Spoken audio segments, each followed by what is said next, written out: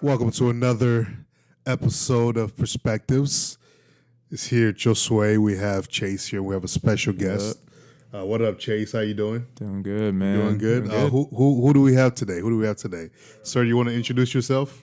Yeah, it's an honor to be on here. My name's Yvann Karamoko. Wow, Yvann Karamoko. So, for those of you guys who are probably wondering who is Yvann Karamoko, throughout this podcast, you definitely get to meet him, know him some more, where he's from, what he does.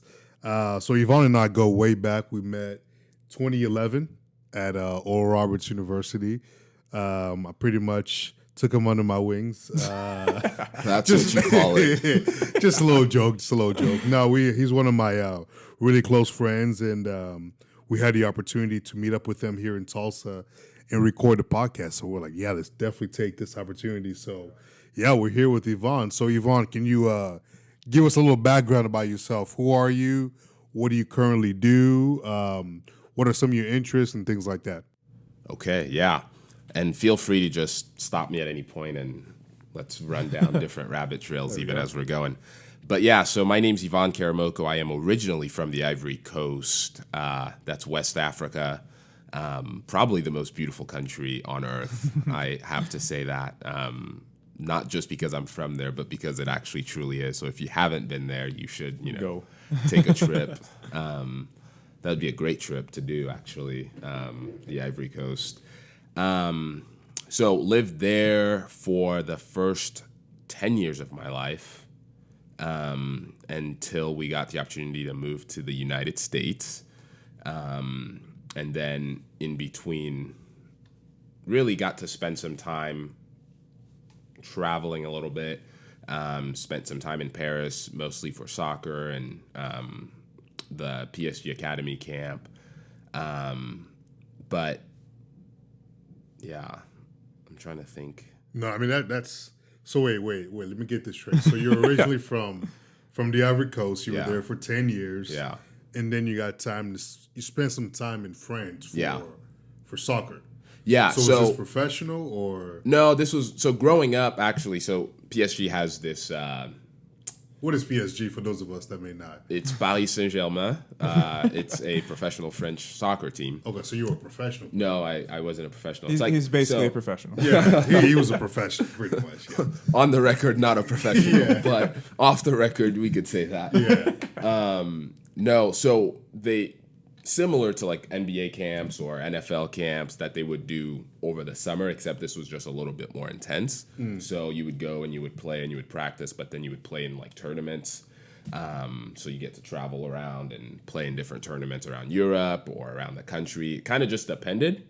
Up until we moved here, it was mostly in the France, like within France. And then as you get older, then you get to go to like Barcelona and you get to Madrid, and they'll have different showcases in different countries. But yeah. Yeah. So something I don't even know if I've told you yet. So my dad, while I was growing up, it was around 2007 until 2017. He actually worked half the year over in Paris. Oh wow. Yeah. He lived in like the Antony and Massy area. Okay. Down in like South Paris. Yeah. But so for me, like that was a really cool experience being able to go over there. Beautiful city, like has a special place in my life because of all the memories that I have with my family over there. But so something I'm wondering is what was it like kind of being over there at a relatively young age, and what kind of an impact do you think it had on appreciating kind of different cultures, like going from Ivory Coast over to France? How do you think it kind of changed your perspective and grew you? Yeah, so Paris is actually one of my favorite cities in the world. I feel like I'm talking about all my favorite places today. But it,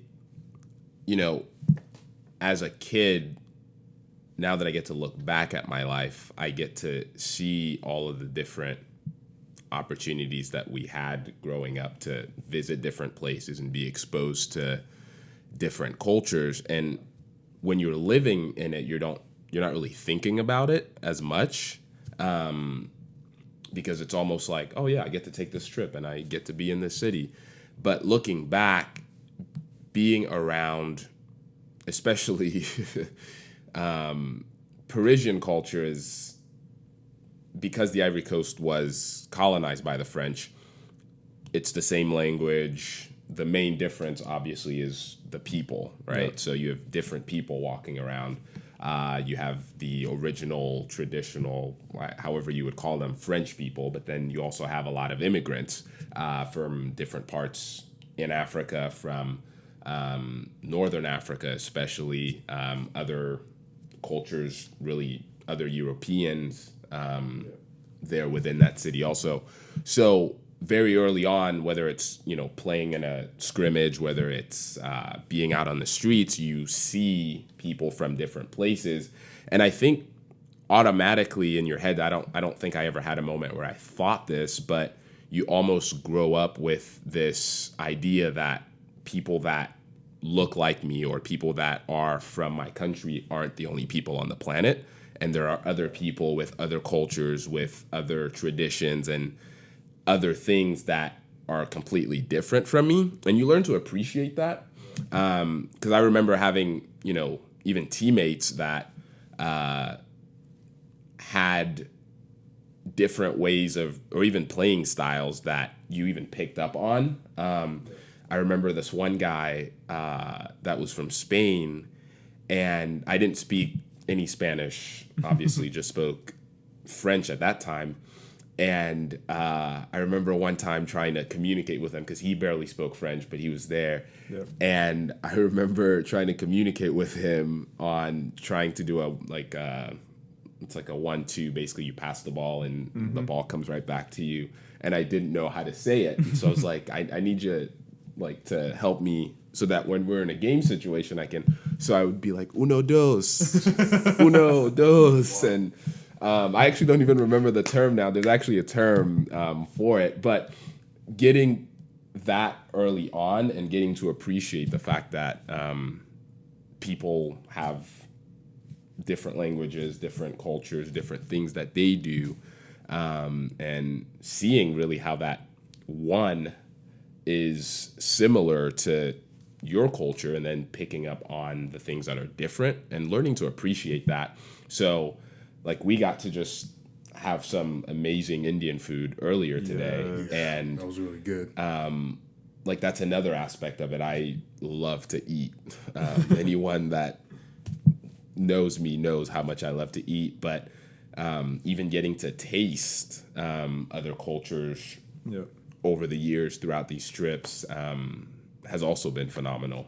Yeah, and it's unique because I think it's something that's called the fishbowl effect, where if you stay in one culture your whole life, it's very similar to staying in one fishbowl, to where that's the only bubble that you know. That's the only thing that you know, and you don't know what makes that fishbowl, or whatever you want to call it, that culture, unique. And so I'm sure just as much as you got to learn about other cultures and got to appreciate the differences that those cultures have, you even at that point got to appreciate the unique and great things about the culture that you grew up in. Yeah, definitely. Because having traditionally African parents, and anybody with African parents knows what this means. Yeah. There are kind of different standards that they would have for us, whether that was at home, whether that was interacting with adults, whether that was just conduct and mannerisms in general, that I would pick up that other cultures didn't do. Yeah. And there are things that you kind of look at and you're like, oh, okay, so you guys, so you get to do that. Oh, okay. Yeah, we don't really do that. No. And so there are things that you look at and you even maybe almost envy a little bit. Oh, I wish I could talk to, I wish I could have that kind of conversation with my mom or my dad without, looking and being a little bit antsy that there might be a corrective gesture coming towards you. I mean, for for those of you that might not understand what he is sharing right now, I think I'll probably give some examples towards this. In the African culture, a lot of times, whenever you, I guess, greet someone who's older than you and all of that, you have to. For some people, sometimes you have to bow down or get on your knees or things that would look really weird if you saw us do. But that's just how it is. And if you don't do those things, it's disrespectful. You can't come in the house where there's a lot of older people and you not say hi to them, just walk up to your room. That's very disrespectful, right? So we have a lot of things like that the American culture, you would have probably done if you came to my house, maybe not said hi to nobody, and it would have been completely cool. But for me, I know if I don't do that, I'm going to get a text message or a call later on reminding me how disrespectful I was. So just small things like that is probably what Yvann was getting into in terms of different things culturally that we have and see. And speaking about even just soccer, soccer is such a global sport. I feel like we get to, for example, the French team that won the World Cup recently, they had players from all over. I thought that was pretty awesome.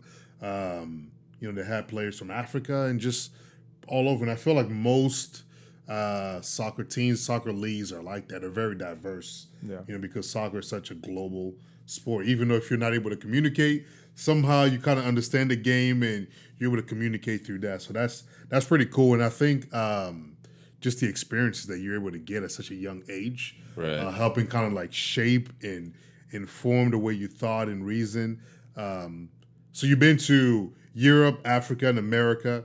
What are some of the things that kind of stand out between the three countries, nations, and all these different countries that you've been to? Like, what are some of the things that stand out to you? Like, I think they did this in Africa, they didn't do this in Europe, or specifically in Paris. They did this in Paris. They don't really do this in America. Are there anything like that kind of comes to mind? I mean, like you mentioned one culturally in terms of how we greet older people. Yeah. One of the things I think of even as you're saying this is the pace. So, one of the only South American country that I've actually been to is Peru, and so even looking at the different continents, it's actually really interesting. So there is a pace that I think we have here in the United States that's completely different from anywhere else in the world. So I don't know what it was like for you in Congo, but for us in the Ivory Coast, culturally, it was normal to have like an afternoon nap, At school, it was a thing up until you got, to the older grades. And that's very common in Europe for kind of a midday slowdown of kind of that pace where it's like, okay, like we just had a pretty big lunch instead of just running back to the office, or we had a long lunch and, maybe it's an hour, maybe it's 2 hours, but it's time socializing and talking to people. And so then we go back to the office rather than, a lot of times with, many jobs that I've had even here in the States, it's very, you have a 30-minute break, you have an hour break, and it starts as soon as the clock ticks, and you better be back on time or else you might get a little talking to, you know what I mean? So, one of the things that I think is very different is the pace at which things move and how different it is. So, I remember one time after we had moved to the States, going back through Paris to the Ivory Coast, because what we would basically do is we'd spend all summer, whether it was like me going to camp and then going back to the Ivory Coast, or me going through Paris and then going to the Ivory Coast and then coming back and spending more time on the way back to the States. But I remember after living here and so we lived in New York when we first moved to the States. And as you know, New York is very fast paced. It's, the traffic is moving quick. People are always busy going to the next thing. And you almost get in that mindset without even realizing it. So I remember going back and thinking, why is everything so slow here? Yeah. Why are they taking their time to do everything? Like, I became so impatient even with how long I had to wait for food. And it was the little things, but as we're talking about this, the pace is so different in all of these countries. So even when we were in Peru, they weren't in a hurry to get to anything or to get anywhere. It was like, oh yeah, the church service starts in 30 minutes, but the guy that was with us, our guide, was like, yeah, we'll get there. Yeah, eventually. We'll eventually get there. And you show up and the church service has started, but you just get right in and you jump in, and there isn't as much of a stigma, I would say, against like being late. African culture is that's another thing, where I don't even know what it is. I think here's what I heard someone say once. I don't remember who said this, but they said in America, the watches own the people, and they're always driven by the watches and the times. And he said in Africa, we own the watches, so we show up according to the time that we want to show up. And it's a silly saying. It was probably one of the African uncles, because they have all of these sayings. But when you think about that and realizing that it's okay to maybe sometimes have a pace that's slower, and maybe some seasons call for faster paces, but that's definitely a thing that I see as standing out and staking out from all of those different places. Yeah, and that's something I think I've shared like previously on the podcast, is like my experiences down in Costa Rica and Peru. Same. Like one of the things I love about those cultures is the pace, because I'm naturally kind of a more relaxed person whenever it comes to being on time for things. Right. And so my personality just fits naturally in with that. And that's something I appreciate, and something I think, we can learn from here. So. Yeah, I definitely pick and choose moments in places where I'm early or I'm late. So I think I'm learning to appreciate both sides, to appreciate both angles. But yeah, no, I heard someone told me once, I think we were going to school. They were taking us to school, and we were late for school already.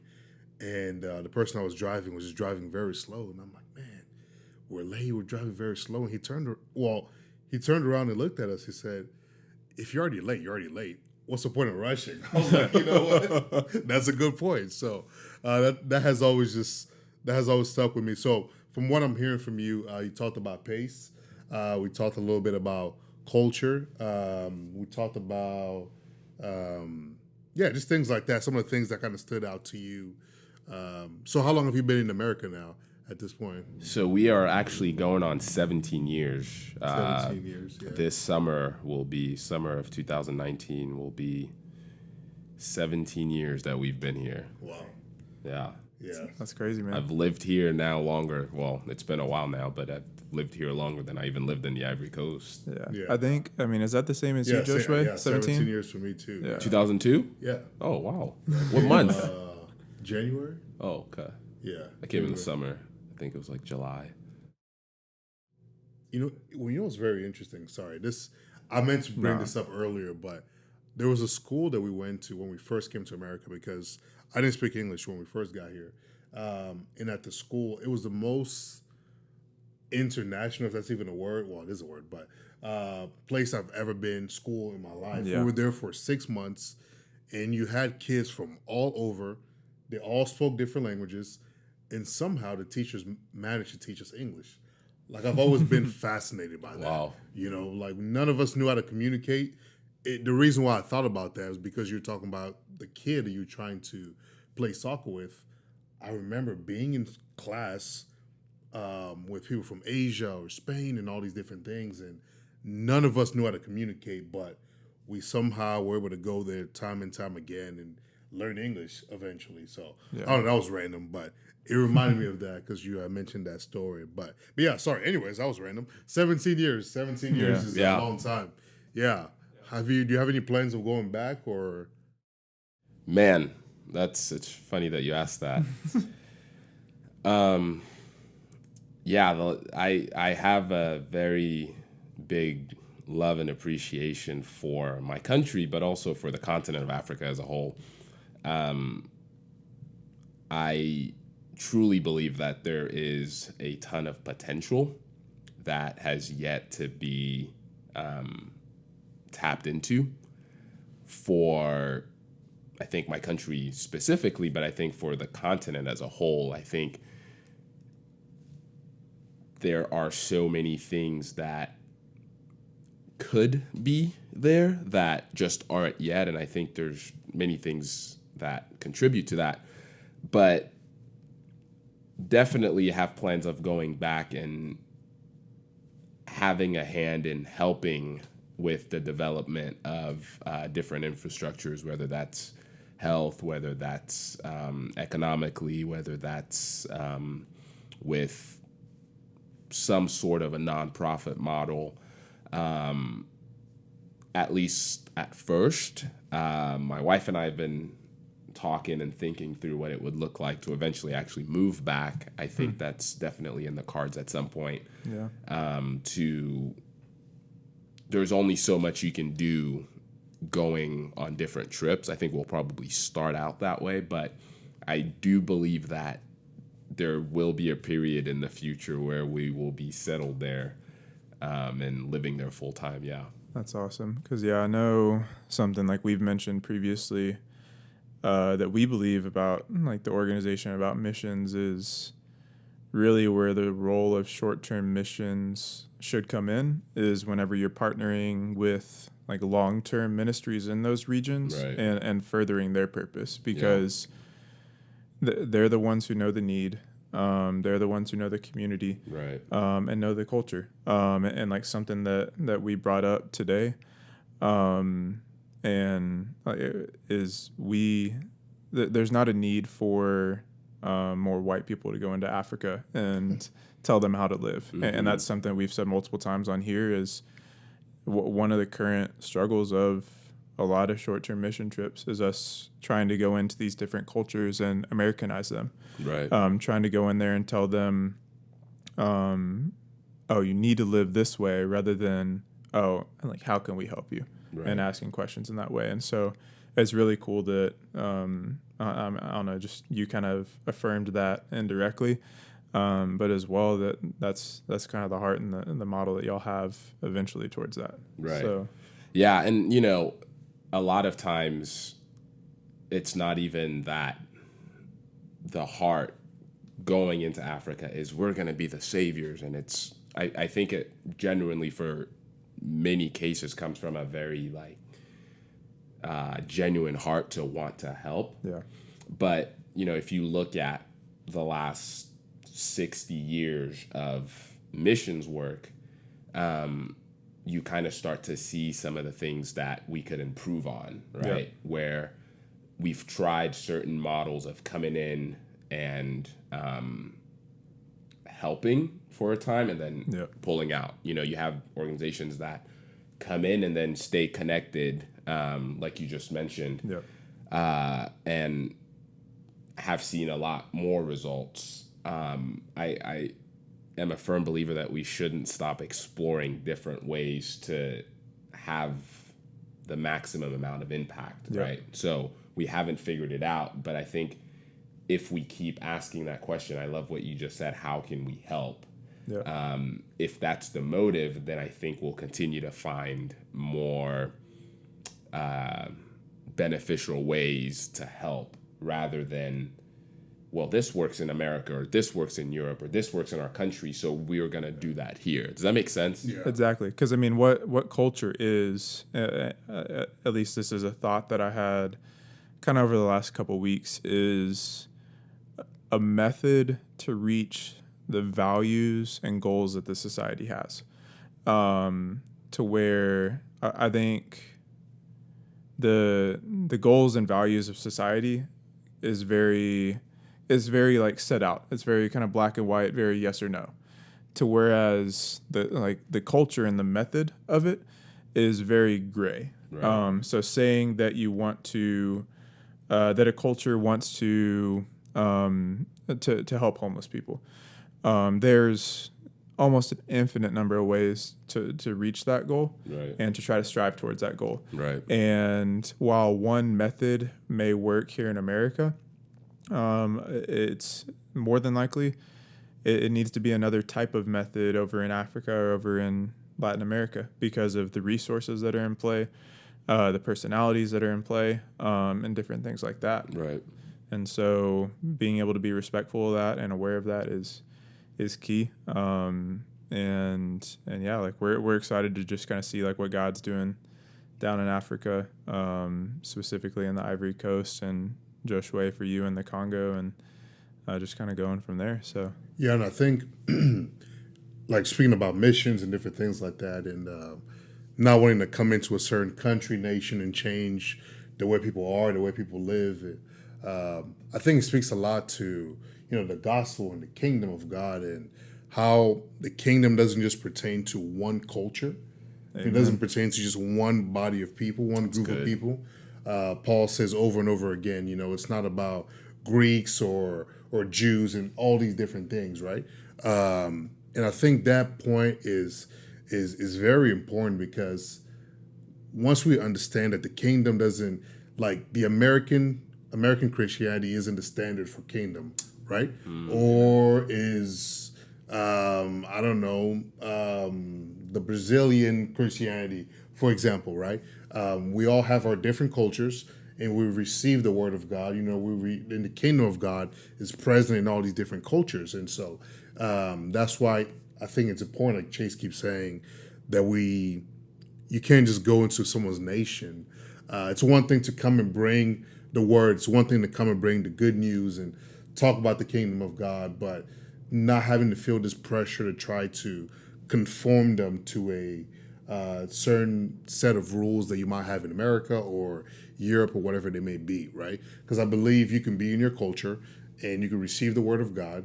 You can receive, his rules, his standards, which applies to all men and not just specific men. And I think from there, then the people of that nation can grow, in their relationship with the Lord, and they can see things in their own culture and say, how do we respond to the things that are around us?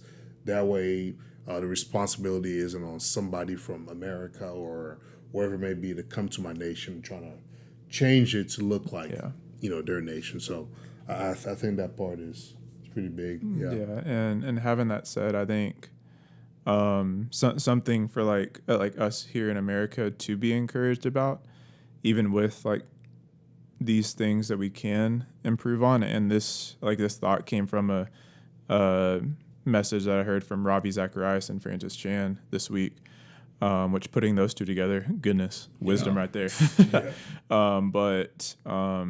But Francis was just really encouraging us, like, even with all of the issues that are kind of in our culture and some of the wrong ways that we've approached missions, like, we should still just really be encouraged by what God's doing in our country, just in terms of the generosity that the Spirit has created in us here, being able to fund so many different missionaries, and there's so many opportunities that wouldn't have come up if it wasn't for us being generous. Right. And so there's good things that we're doing, but just like with anything, like, we can improve and just kind of go from there. Yeah.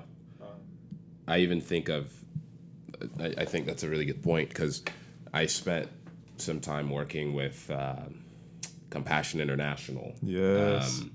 And anyone who's familiar with their model, you'll see that over the last, 60-something years, they have consistently worked to, through the gospel, raise up next generation leaders in the countries that they're operating in. And, one of the things that we would always talk to people about is the fact that the people that would actually go through the program are some of the pastors that are starting the churches that now become Compassion churches. Yep. And so the idea of a model that really focuses on the people. So when they go in, for example, they don't really try to be compassion, right? They try to use the local church to do the work of the ministry and then assist in doing whatever needs to be done. So even to your point that the amount of generosity that it has led organizations like Compassion to have the kind of impact that they've had over the years is also incredible. So I think the more we keep our heads on how can we help, how can we serve, the more likely it is that we'll be able to reach people for the kingdom, but also give them the natural and the practical tools and resources to lead their countries in a way that they're not needing as much of a handout as they are just needing to bounce ideas off of other countries and see what other people have done, if that makes sense. Exactly. Yeah, that's so good. And so I guess kind of getting back to your story a little bit, because we kind of stopped with you balling out over at PSG. So share a little bit about after your experience over there and coming over here to America, just kind of teenage years and college and kind of what's leading up to current day. Yeah, so after that, we lived in New York for a couple of years. My dad worked for the mission of the Ivory Coast at the United Nations, and then he got the opportunity to go down to work at the Ivorian Embassy in D.C., so we moved down to Maryland, and that was a completely different thing from New York, but still about the same pace. And so that's where I actually spent most of my teenage years, high school years. And continued to play soccer, obviously. Yep. And that's really just been a thing that has stayed with me throughout. And that's opened a lot of doors. But in those years, also kind of fell in love or found a passion. I don't know what you would call it. I can say that now. I don't know that I would have said that back then. But for business and entrepreneurship, my dad would always have these projects that he was working on, and he was always looking at ways to create value and make money off of it. And I was always inspired by that as a kid. So I think it was 16 was when I started my first company that basically just did social media marketing, which at that time was very early in what social media marketing even is. Today it's completely different than what my 16-year-old self was doing, which was really a lot of posting and a lot of helping these older really family friends on what it even means to be on Facebook and to have a company profile and a company page. So really did that through high school. Thought I was gonna go professional and play soccer professionally, but that kind of all shifted and turned around in a very interesting way. But I actually ended up at Oral Roberts University, which, as Josue mentioned, is where we where the dream team met up. where somehow falling out on the intramural court, causing trouble. Yeah, bro. Intramural champs, no big deal. No one remembers that. Slight flex. So, and that, and really at that place is where kind of God started trading the dream that I had for my life all these years to one day play professional soccer for this model and this concept of business and ministry. And he literally just said those two words. And I remember my freshman year thinking, what does that even mean? But being the kind of person that I am, anyone that also knows me knows that, like my wife was saying earlier, I think to you, when we brought up the podcast, because she thought I was going to start a podcast. Wants to do a million things. Always looking for something new. Yeah, I think if it's a good idea and if it's possible to do without spending a ton of money and to test an idea out, I'm always up for it. So being that kind of person, I really just jumped head first and tried to figure out what business and ministry meant. More on the business side, I was involved with what was called SIFE, which was Students in Free Enterprise at the time, now called Enactus, and the whole concept is using the free enterprise system to help people. So you had all these different projects, schools competing from all over the world, and kind of at the end of the year, you have a regional competition and a national competition, and then there's a World Cup. So that was a lot of my time. I got to do a lot of sales training, got to win the sales competition at ORU, and went on to go to nationals. And that was a neat idea, but really spent a lot of time trying and figuring out what that even meant, what this whole concept meant. Launched a few startups just because I thought they were good ideas, and my question is always why not, which that's been good, and each one has given me the experience for the next thing, if that makes sense. And even throughout my time, what started as social media marketing strictly evolved into doing different types of marketing for different people even throughout college, and we still even have a version of it because over the years it's had different names and had different partners, and we've had different clients, and we've focused on different things at different points, but it wasn't until a little bit after school that the ministry side started to open up a little bit more as far as what God wanted to do. So I spent some time doing the internship at my church, Victory Church here in Tulsa. And it's then, or throughout that, it's a 9-month process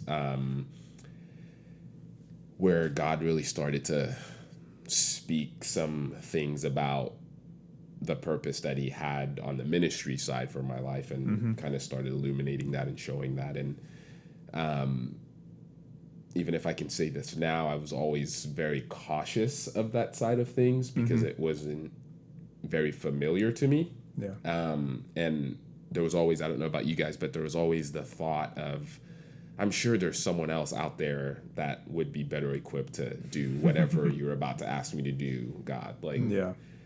Whether it's praying with someone or whether it's teaching, whatever it was, I would always be like, okay, are you sure, Lord? Is this really something?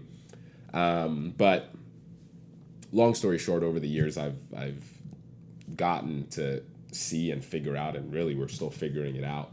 But right now I get to serve as a team pastor over at the church, really over our assimilation, basically from the time someone gets to the church all the way until they're plugged in and members and really are a part of the life of the church. We say this thing about Victory, and it's not just the name of the church, but it's really a place with people where you will experience God and you will get to know who Jesus is. But the idea is that you would also experience victory in your life. So that's what I get to do now while running our consulting company. And then, as we were talking a little bit earlier, starting a few other endeavors as well. Yeah, and it was really encouraging before we started recording to just to have a little bit of business talk, because that's something that we all enjoy as well. Because I think as we've said before, we're just young, dumb, ambitious people trying to serve the Lord, trying to fulfill our purpose. And so all of us being able to have conversations about these things, bounce ideas off of one another, learn from these experiences and conversations is really good. And I think it's something where what you were talking about earlier with just why not, something that's just been coming up in my life over the past couple weeks is just shoot your shot. It is the phrase that God's been giving me of just, you know what, these ideas that we're given, there's different sources it can come from. It can come from God, it can come from the enemy. Right. But if it's idea that's affirming your purpose that God's putting on your life, just take initiative and go for it, man. Right. There's been a few opportunities that's been presented to us over the past few weeks that we're just like slowly starting to run with. We didn't expect to be doing it. And from there, like, just God's really made some crazy things happen over the last few weeks. But so it's really encouraging to see that intentionality, to see that focus in there. And then as well with what you mentioned about the partnering of like business and ministry, that's definitely, I think from what I've seen, like a huge need within the church body as a whole. Because I think there's people who are really gifted on the ministry end and just focus on that, Right. but don't really know a lot about the business end. But then there's also just people who are unfortunately just strictly there for selfish ambition and the business end, Right. and not looking out for the good of the church and the good of the people and trying to glorify the Lord. And so having someone like you with all this different experience to bring that to the church body as a whole is something that's going to be really special. And like what your wife said earlier at dinner earlier is a need that's all throughout like the nonprofit sector, Right. and the industry as a whole. And so it's really encouraging to see everything that's going on, and just me and Josue being able to take like the trip up here as well has been really cool, just to see everything that's going on. Being able to attend the service at Victory today, which was amazing. Yeah, it really was. The sermon was amazing. Yeah, I remember just standing there, thinking to myself, isn't it crazy that I didn't really know? I know you, I knew Chase, but I didn't really know who else was in the building. It was a pretty big congregation, and I remember thinking to myself, it's crazy. You can come to the house of God and you may not know anybody, but you still feel at home. Yeah. I was like, man, I kind of feel at home, but I don't really know anybody here. So I thought it was really interesting, and that's just something about being a believer and having this family of believers. Yeah.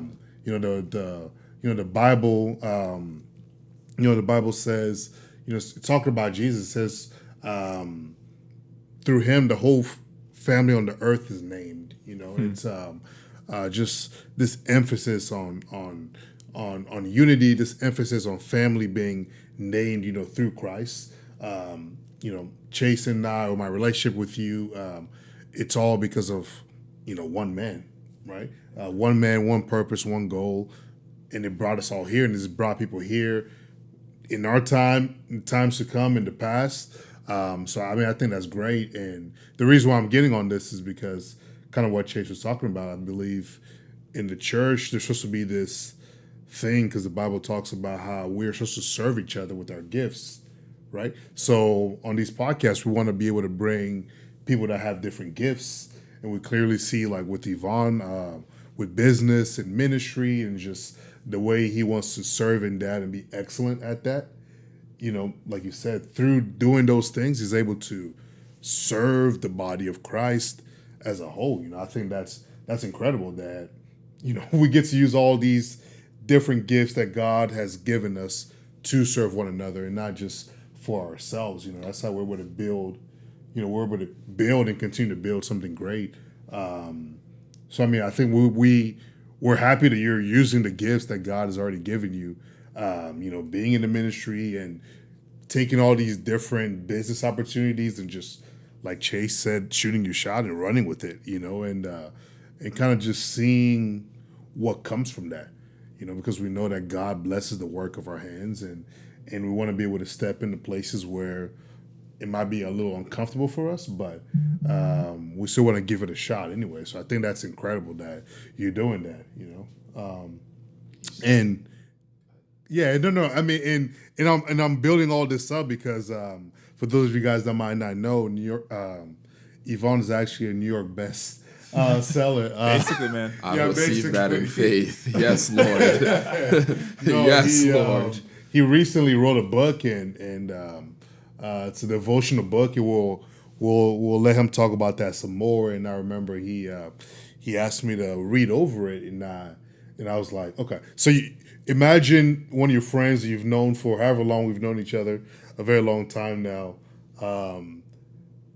You're like, okay, what is it going to be about? And then you start reading his work, and you're inspired by it. See, that's how I felt whenever I was reading it. So we wanted you to talk a little bit about the devotional. How did that start?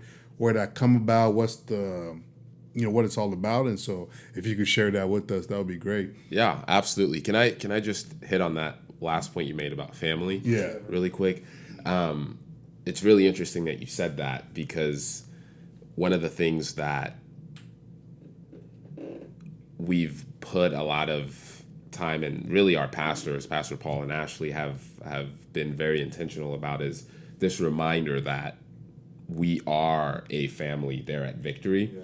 And the idea really that as believers, we are one church, we are one body, we are one family. So I love the fact that you were able to come to Victory and feel as though you were with family, because that's what it is. Because yes, we have the buildings and we have the places where we go to worship, but at the end of the day, the church is the people. Yeah, so right. Being with people that are also filled with Christ, you should feel like you're with family. Right. So that just really filled my tank up there, because that's one of the things that our pastors have been very intentional about making a part of our culture. So that's phenomenal. But yeah, man, awesome. Yes, I did just write a devotional book.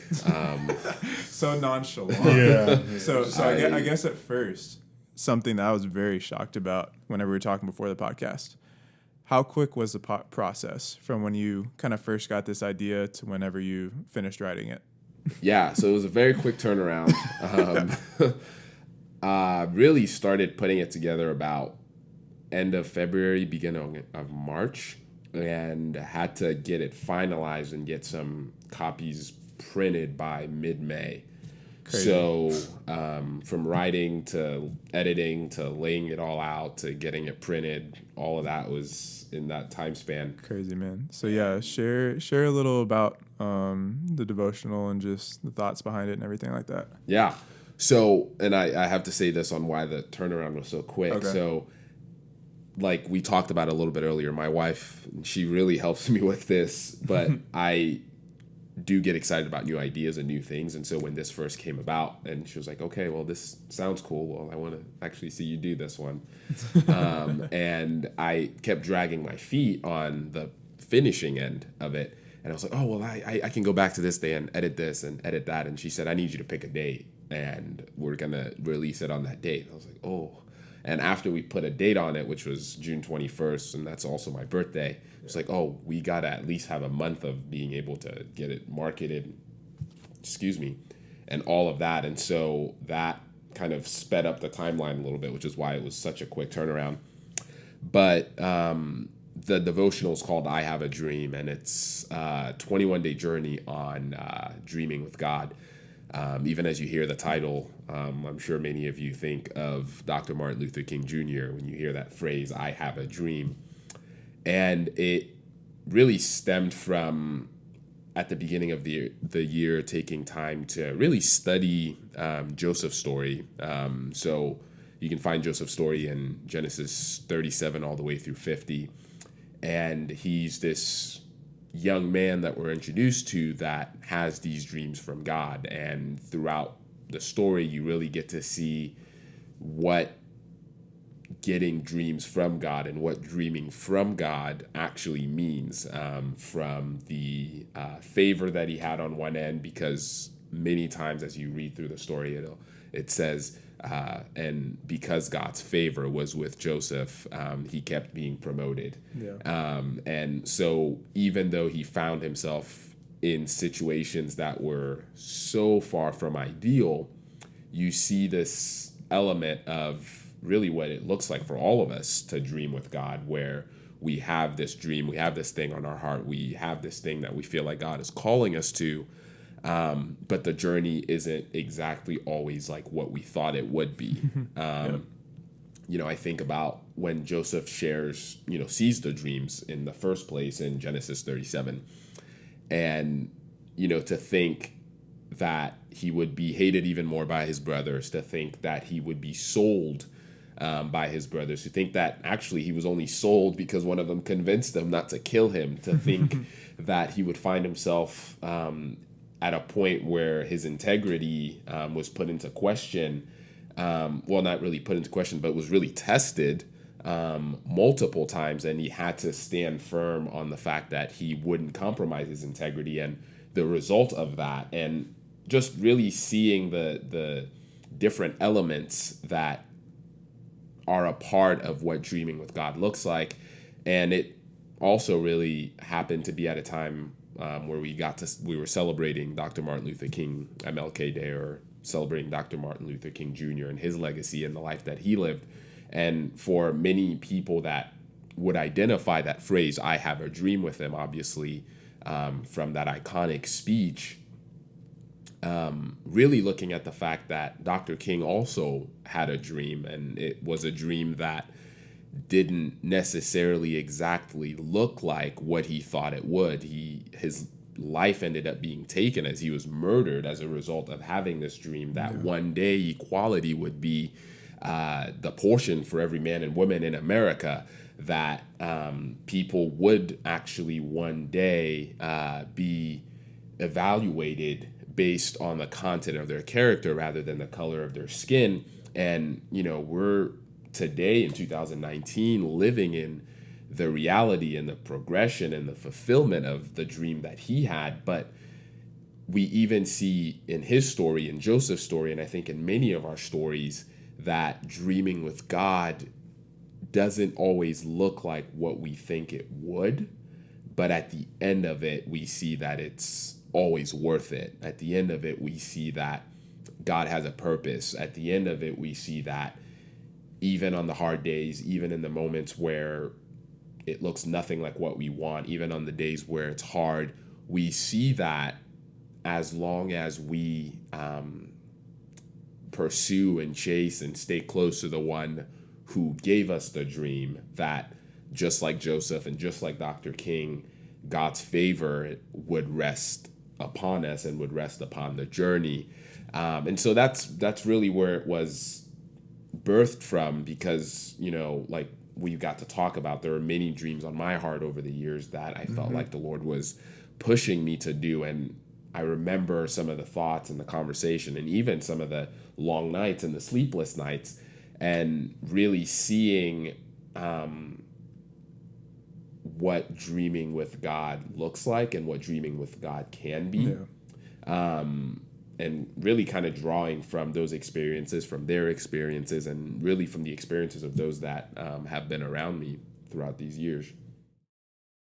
Yeah, I mean, that I remember reading it, and because I don't know, Joseph's one of my, the story of Joseph, similar to you, really impacts me a lot, because I just see his life and how, we always sometimes think that a journey is like from point A to point B, and you can put like a straight line through it. Right. But as we see with Joseph in many of our lives, it never looks quite like how we expect it to. There's always twists and turns and exit here, come back this way, and it's still just.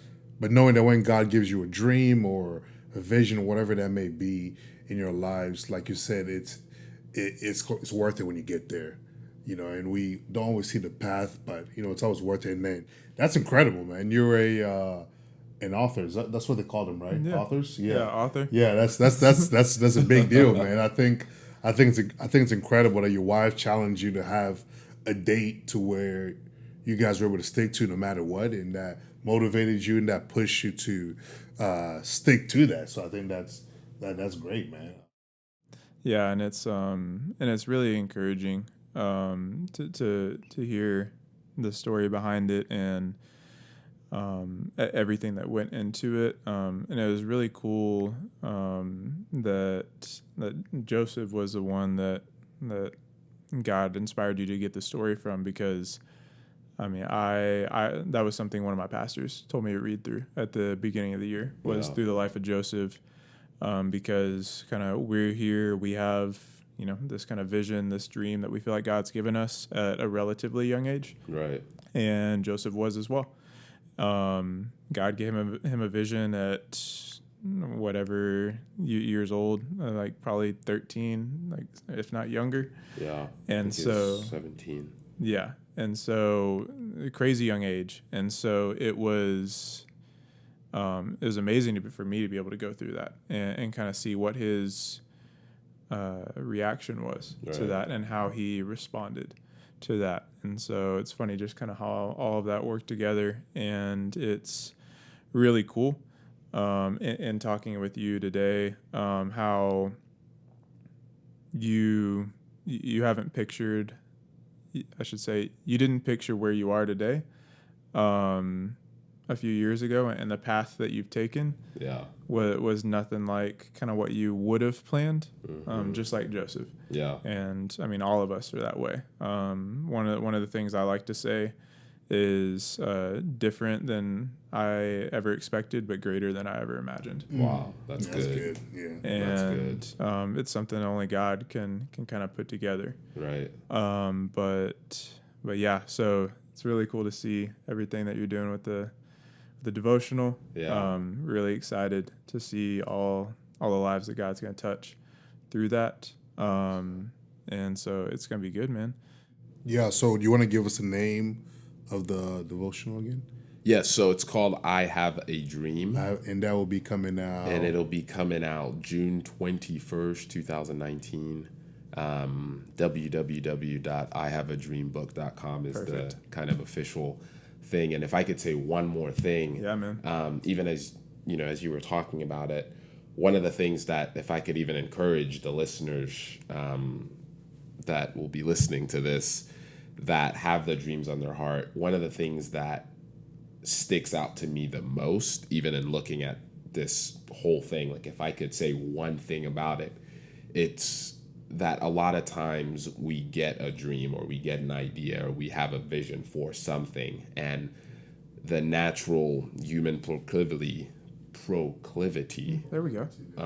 I could speak English, guys, I promise. Hey, it's not your first language. It is my second language. We can give you a break. So please do.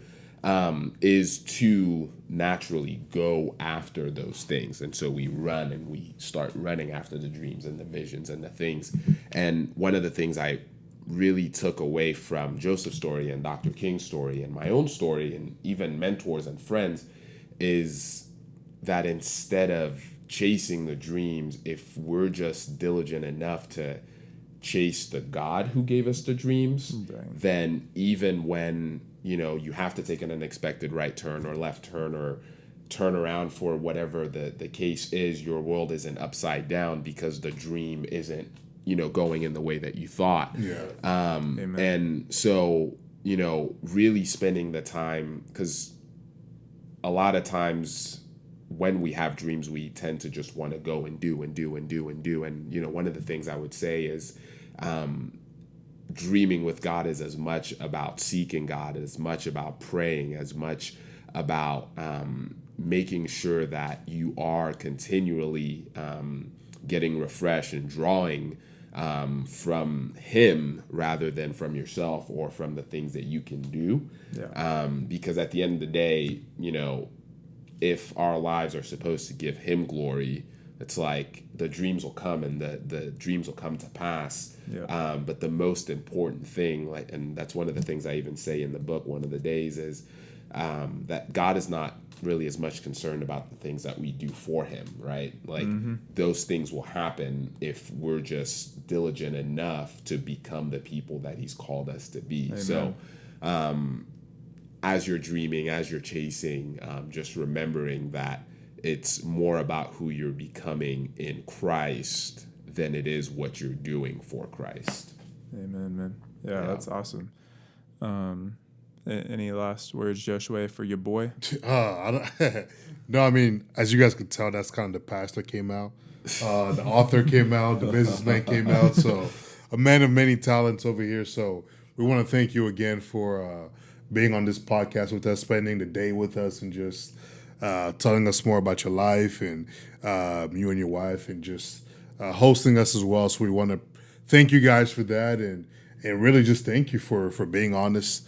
I'm sure that you're perspective on things is really going to help out, or even some of the encouraging words that you gave is really going to help out our listeners as well as us ourselves. I have things that I'm taking away from this, which I'm sure Chase's as well. So we just want to thank you again for really coming on. Yeah, man. Yeah, and so outside of the book, where can people find you, and where can people find Victory Church at?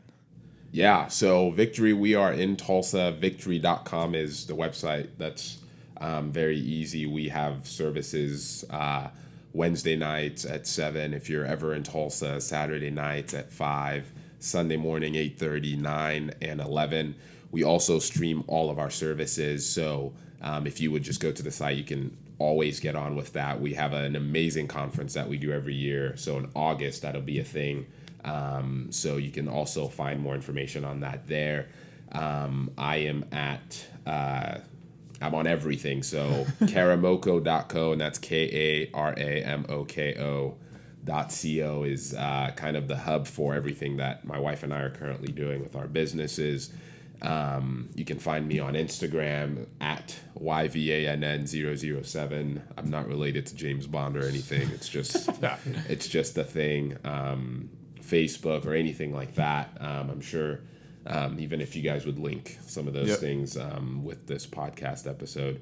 But I do want to say thank you for having me on. It's definitely an honor and a privilege to get to link up with movers and shakers of the kingdom, and even hearing the passion and the mission behind what you guys are working on and doing has also been on my end very inspiring to see the levels at which we can advance the kingdom of God here on earth. So kudos to you guys, and I'm excited to see what continues to come as fruit from all of the seeds you guys are planting and all the things you guys are working on. Yeah, man. And we appreciate that encouragement. But yeah, so we just want to thank y'all so much just for tuning into the episode. As Yvann noted, we will be linking all of his info in the subscription or in the description below. We hope you just enjoyed the conversation, and just the discussion that we had today was able to grow your perspective. If you have any thoughts on anything that we discussed today, feel free to leave a comment down below or send us an email through our website, perspectivesworldwide.org. As we said, as we've said multiple times, we're just here to learn, we're here to grow, and your comments allow for that. As well, all of our social media will be linked down below. And so thank y'all so much just for tuning in today. That's it. Much love.